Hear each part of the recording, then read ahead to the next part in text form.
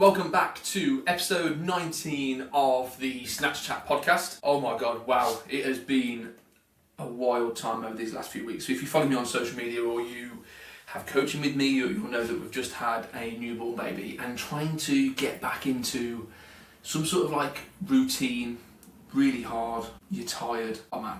But anyways, this is a Friday night. I don't normally podcast at this sort of time at night, but needs must, we need to get it done.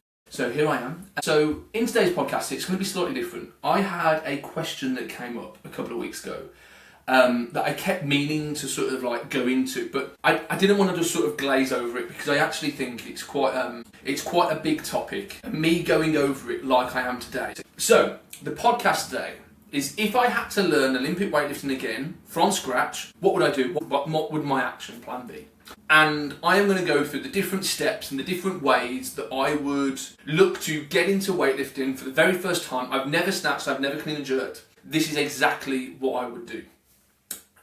So first things first, I think I was probably the same as a lot of people that try and learn the Olympic lifts. We watch loads of videos, we watch all these elite lifters and we just try and copy their movements without any understanding or areas that we're necessarily sort of focusing on. We just try and go straight into that full movement. That is exactly what I would not do this time around. I picked up bad habits. I probably picked up a bunch of different injuries along the way, trying to lift more than what I was actually capable of doing. So step one, I would look to identify my mobility restrictions. Okay? The common mobility areas that are going to enhance your Olympic lifting skills is going to be your ankle mobility, hip mobility, because we've got to get into deep squat positions for the snatch and clean.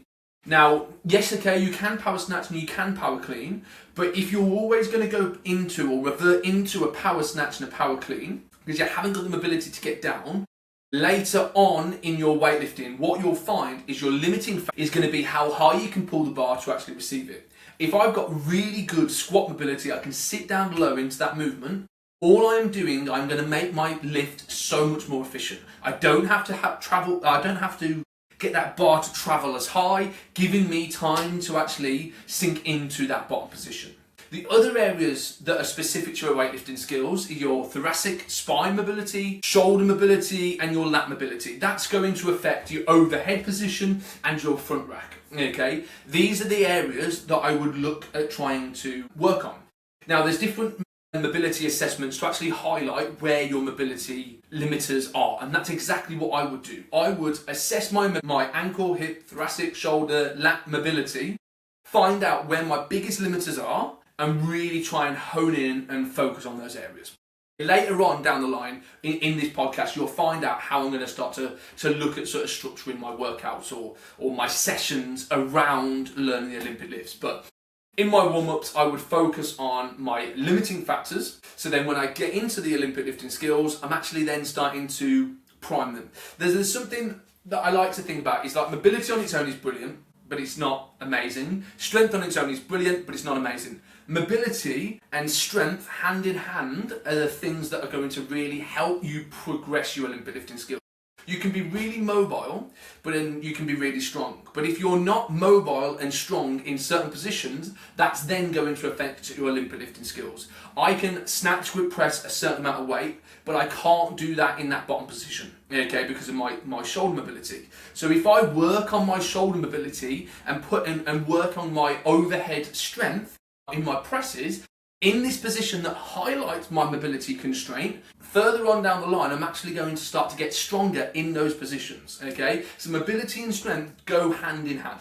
So that's the very first area that I would look at. I would assess my ability, work on the areas limiting my positions, and make sure I can actually achieve the positions required from the lifts, okay? That then builds into step two. So step two, if you're watching this, if you're watching back this podcast, you'll see me just sort of look over at this part of the screen. It's only because I've made loads of notes on this because I wanted to make sure that I went into a lot of detail when it sort of comes to this. So step two is about building the foundations of the lifts. What are the foundations? Grip position, foot position, and how I would actually squat, okay? So grip position, where would I be for the snatch? Where would I be for the clean? Is the clean the same as the jerk position? Then I'd look at my foot position.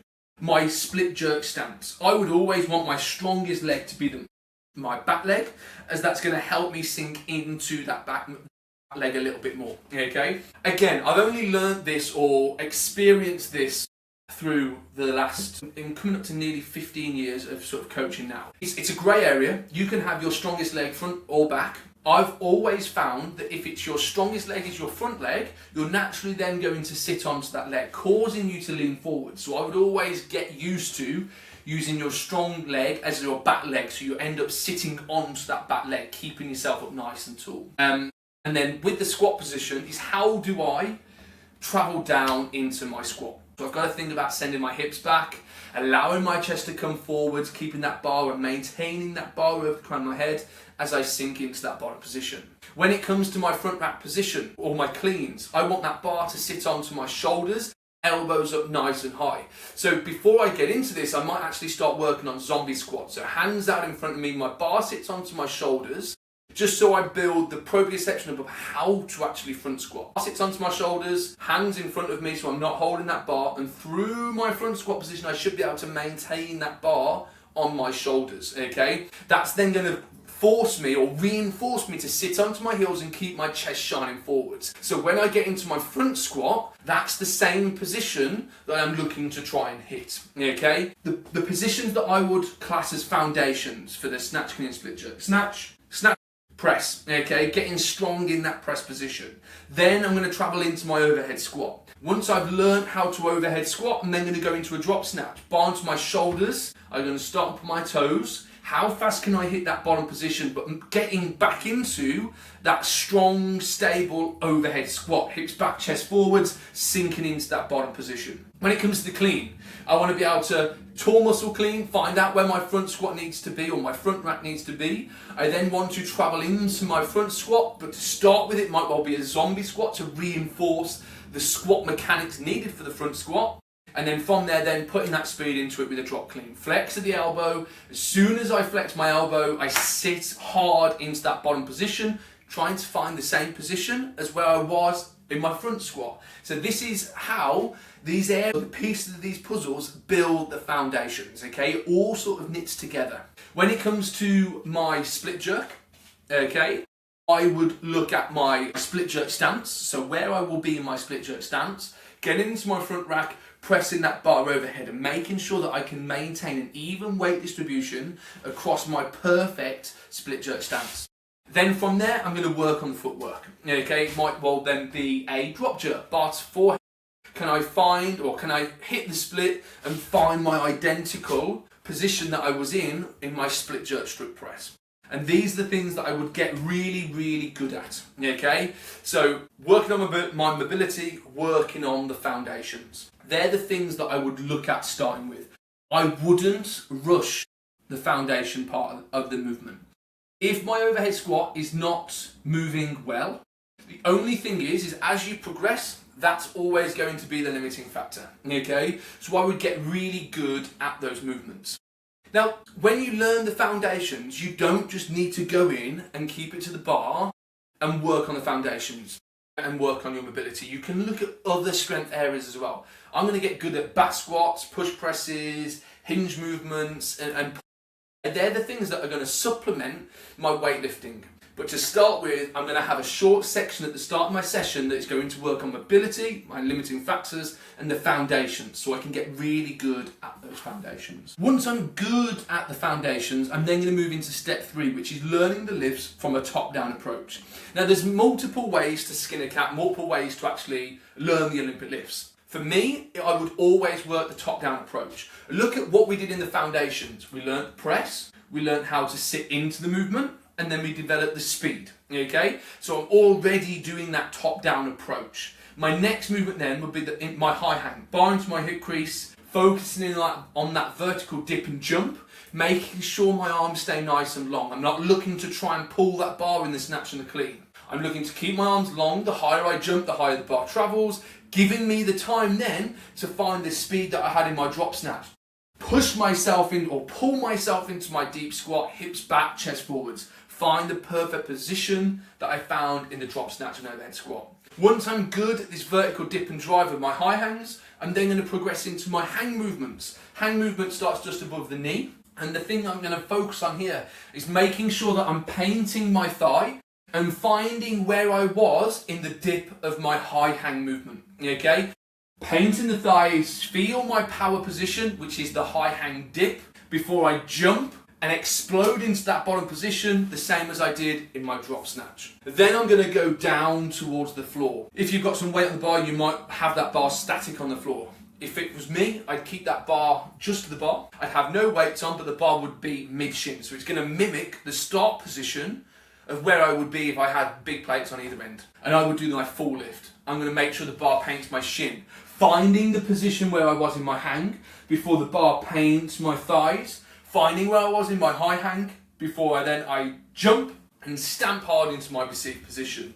So your full snatch or your full clean is a hang clean or a hang snatch, into a high hang snatch and a high hang clean, then into a drop snatch or a drop clean, okay? Everything follows the same movement. The thing that I would look at doing here when I'm learning the lift from a top-down approach is keeping this as slow as possible, okay? The slower this is, the better feel and understanding you're going to have of that movement, okay? So, what was I just about to say? When you go slow in these movements, you build a better understanding of where you need to be in this lift. It's almost like driving a car.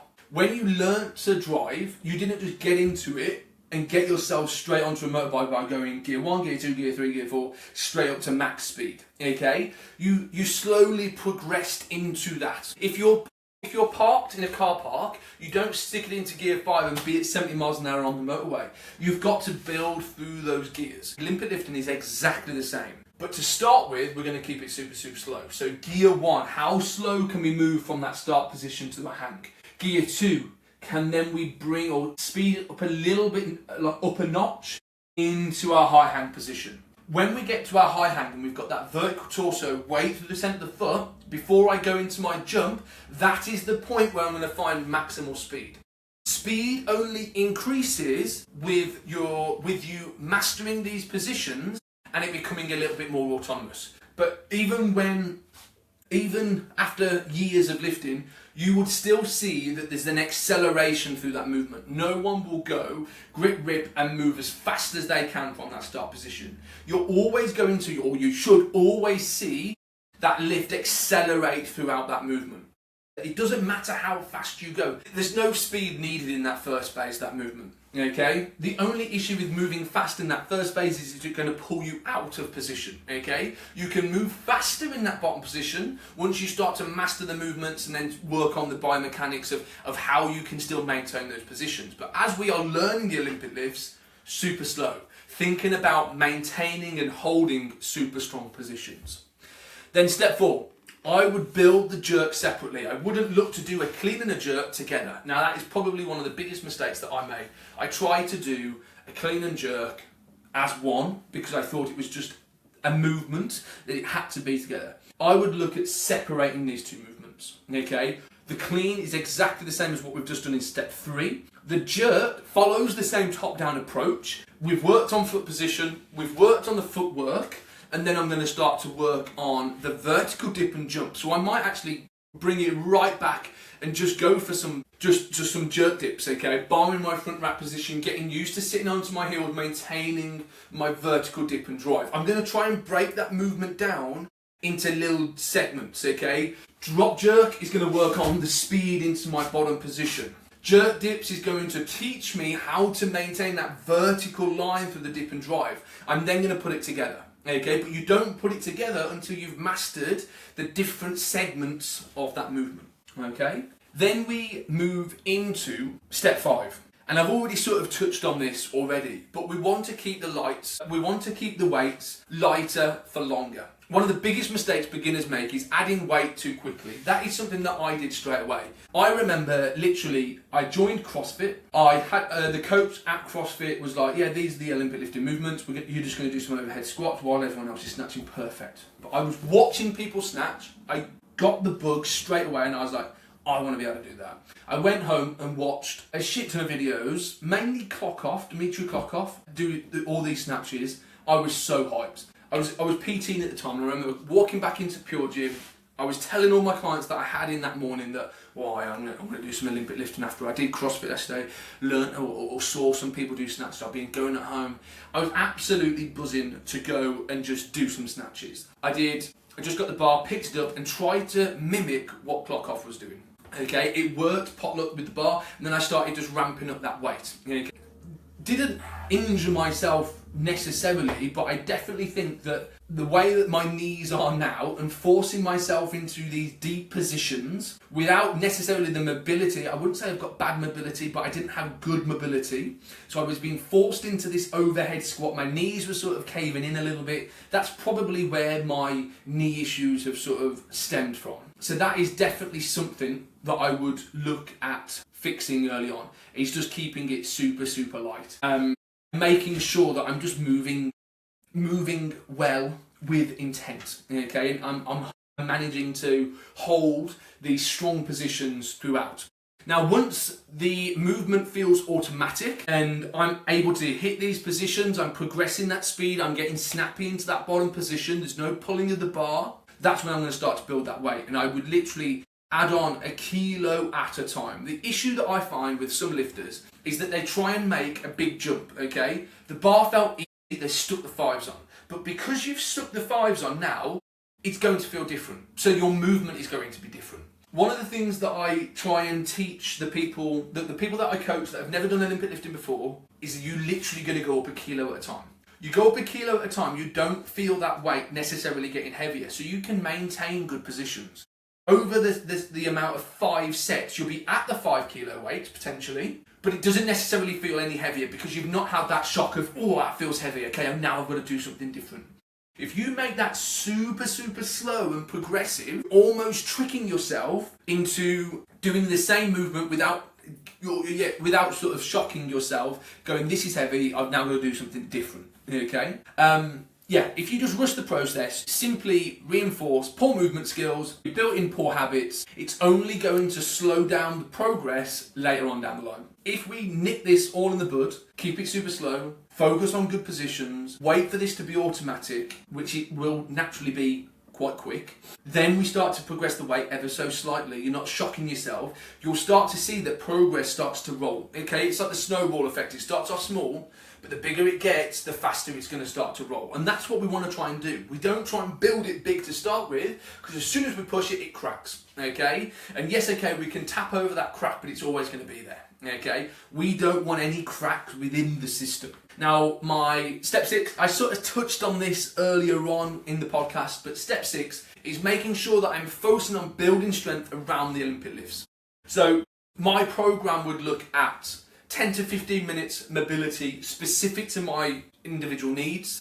Then I'm going to look at the foundations of the movements, whether that's I'm going to be doing a bunch of overhead squats, I'm going to be doing some drop cleans. These are the areas that I want to sort of develop and get good at. I might start to look at some high hang snatches, high hang cleans, and then I'm going to have a chunk of that session, 30 to 40 minutes, which is just working on general strength.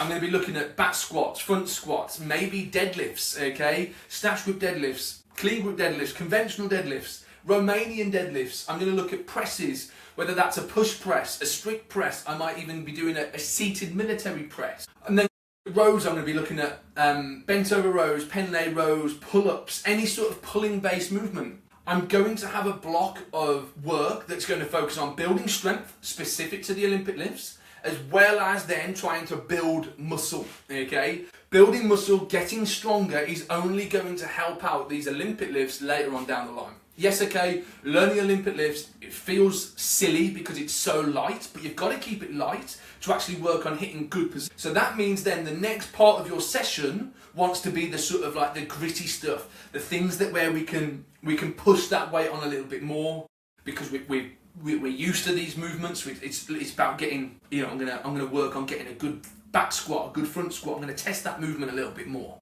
I'm gonna be doing some pen lay rows to help my upper back strength to actually hold me in better positions when I receive my clean, because I'm finding that I'm already starting to round I'm not used to that position. I'm then going to look at sort of presses. I want to get strong in my overhead press. I might even look at doing a bit of bench press as well, because that's going to help stabilise the shoulders as well. So I'd always have an element of strength. Then I'd have an element of bodybuilding as well, breaking down, looking at the smaller intricacies of the lift. I might be doing some leg extensions, bicep curls, tricep dips, just keeping it super, super general. Things that are fun, things that are a bit sort of fluffy, but it's going to help support the overall journey of learning the Olympic lifts.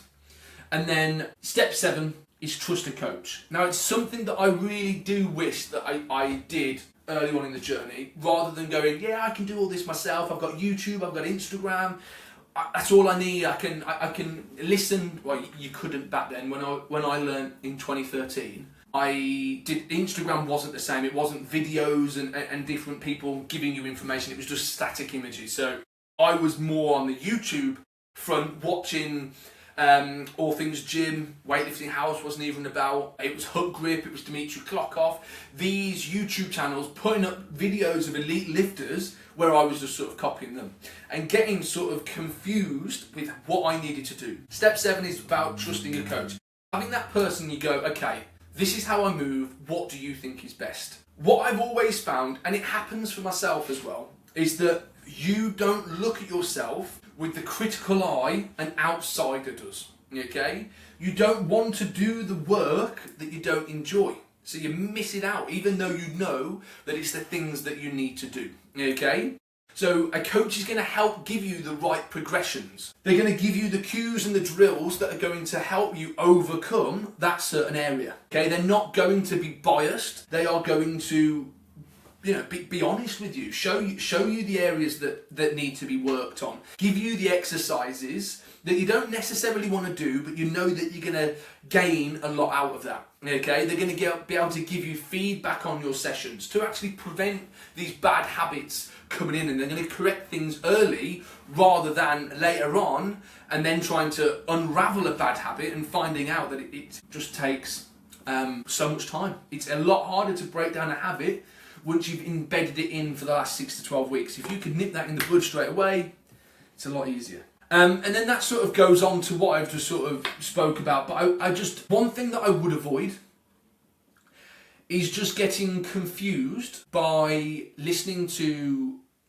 well, everyone's a coach these days, aren't they? Especially on Instagram. But listening to information on Instagram and watching, that's not me saying don't listen to advice on Instagram. But it's more about sort of taking that information on and breaking it down and looking at what that message was, okay? Because not everything is going to suit everybody. Someone might say one thing, but then you're doing something else. Doesn't mean you're doing something wrong. It just means you've got a different way of trying to work on that same area potentially.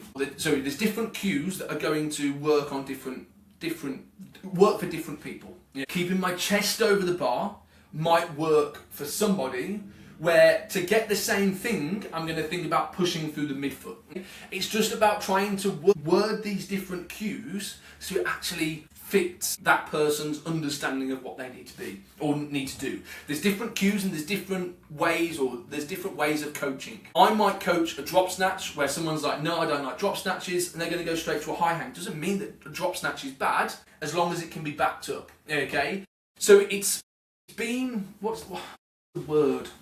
It's being critically analysing what you see on social media and YouTube, looking at it, looking at the bigger picture, seeing what it's trying to do, okay? Ask questions. I don't think it's bad asking questions.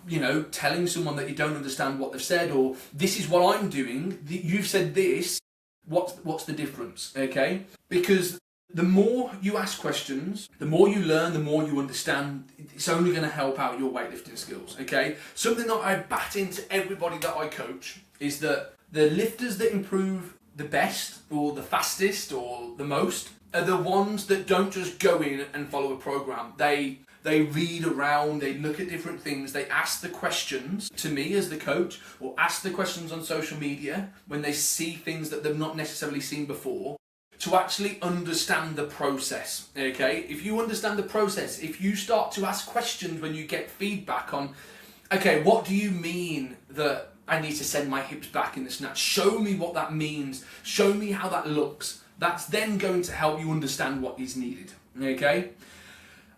So just a quick recap. Final thoughts. So if I had to summarise how I'd learn the Olympic lifts again, I would first fix my mobility restrictions early on.